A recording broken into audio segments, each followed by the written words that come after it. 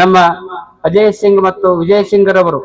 ಅಜಯ್ ಸಿಂಗ್ರವರು ಹೋದ್ಸಲ 2 ವರ್ಷದಿಂದ ಬಂದಾಗ ಶರಣು ಸಲ್ಗರ್ ಅವ್ರು ಹೇಳಿದ್ರು ಒಂದು ಮಾತು, ನೆನಪದಲ್ಲ ಸರ್ ನಿಮಗ್?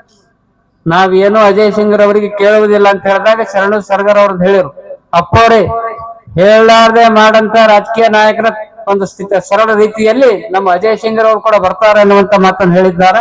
ಇವತ್ತು 1 ಕೋಟಿಯನ್ನ ಕೊಡ್ತೀನಿ ಅನ್ನುವಂತ ಆಶ್ವಾಸನೆಯನ್ನು ಕೊಟ್ಟಿದ್ದಾರೆ. ಅವರಿಗೂ ಕೂಡ ಆಶೀರ್ವದಿಸಿ ಮತ್ತ ಒಂದು ಮಾತನ್ನ ಪರಮಾತ್ಮನಲ್ಲಿ ಹರಕೂಡದ ಶಿವಯೋಗಿಯಲ್ಲಿ ಧ್ಯಾನ ಮಾಡಿ ಈ ಮಾತನ್ನು ಹೇಳ್ತಾ ಇದ್ದೀನಿ. ಹರಕೂಡ ಶಿವಯೋಗಿಗಳೇ, ಮುಂದಿನ ಕೆಲ ತಿಂಗಳಲ್ಲಿ ಕೆಲ ವರ್ಷದಲ್ಲಿ ಆಗಲಿ ನಮ್ಮ ಅಜಯ್ ಸಿಂಗ್ರವ್ರು ಬಂದಾರ, ಹ್ಯಾಂಗ ಅವರು ಮುಖ್ಯಮಂತ್ರಿಯಾಗಿ ಬಂದಾರ, ಇವ್ರು ಸಚಿವರಾಗಿ ಆದ್ರೂ ಕೂಡ ಹರಕೂಡ ಮಠಕ್ಕೆ ಬರಲಿ ಅನ್ನುವಂತ ಮಾತನ್ನು ಈ ಸಂದರ್ಭದಲ್ಲಿ ಆಶಿಸಿ, ಅಂತ ದಿವ್ಯ ತೇಜಸ್ಸು ದಿವ್ಯ ವ್ಯಕ್ತಿತ್ವ ಅವರಲ್ಲಿದೆ. ಎಷ್ಟು ಕನ್ನಡ ಎಷ್ಟು ಚಂದ ಹೇಳಿದ್ರು ಅವ್ರ ಮಾತು, ವಚನಗಳು. ರಾಜಕೀಯ ನಾಯಕರೆಲ್ಲ ಬಸವಣ್ಣನವರ ವಚನಗಳು ಬಹಳ ಪರಿಶುದ್ಧವಾಗಿ ಅಸ್ಖಲಿತ ವಾಣಿಯಿಂದ ವಚನಗಳನ್ನು ಹೇಳಿದ್ರು. ಅವರು ಅದೇ ರೀತಿಯಾಗಿ ಆಚರಣೆಯನ್ನು ಮಾಡ್ತಾ ಇದ್ದಾರೆ, ಬಸವ ತತ್ವದಿಂದ ನಡೀತಾ ಇದ್ದಾರೆ.